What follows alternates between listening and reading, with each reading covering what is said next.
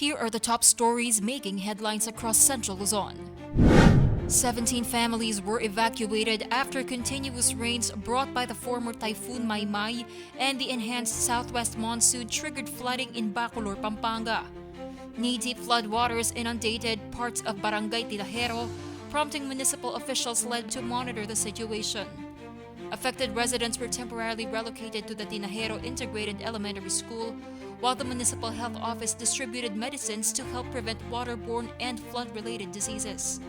Meanwhile, face-to-face classes in Bacolor remain suspended as authorities continue to monitor weather conditions. Opposition continues to mount against the proposed Pax Silica Hub in New Clark City, Tarlac.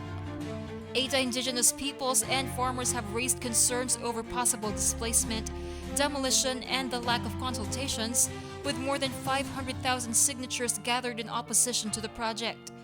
The Basis Conversion and Development Authority, however, clarified that the development will cover only 1,620 hectares, or about 4.6% of the Clark Freeport and Special Economic Zone. BCDA added that more than 15,000 hectares remain designated as ancestral domain, while the majority of New Clark City will continue to be preserved as green open spaces. Meanwhile, the Department of Trade and Industry emphasized that the project is intended for advanced manufacturing, semiconductor, and electronics industries and not for data centers. The DTI also maintained that no farmers or indigenous peoples will be displaced by the development.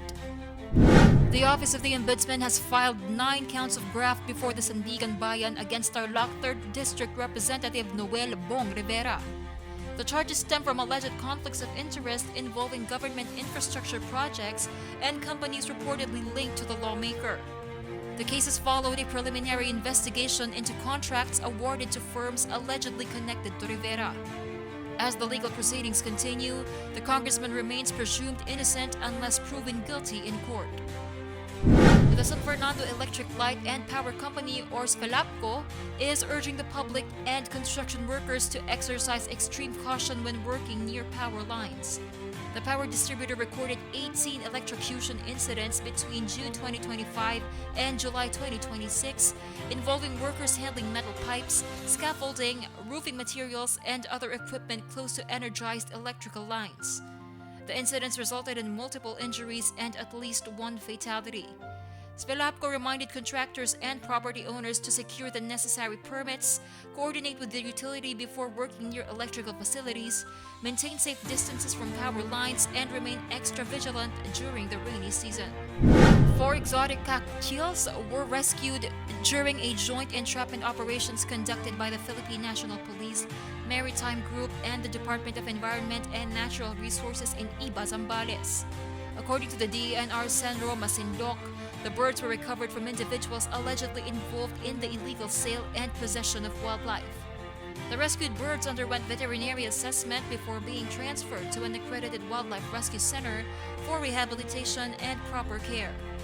Meanwhile, the PNP Maritime Group is preparing charges against the suspects for alleged violations of Republic Act 9147 or the Wildlife Resources Conservation and Protection Act. Those found guilty may face imprisonment ranging from 10 days to 1 month, along with fines of up to 20,000 pesos. And those are the latest news and updates from across Central Luzon. I am Arnie Mendoza. Stay informed and keep watching CLTV36 News.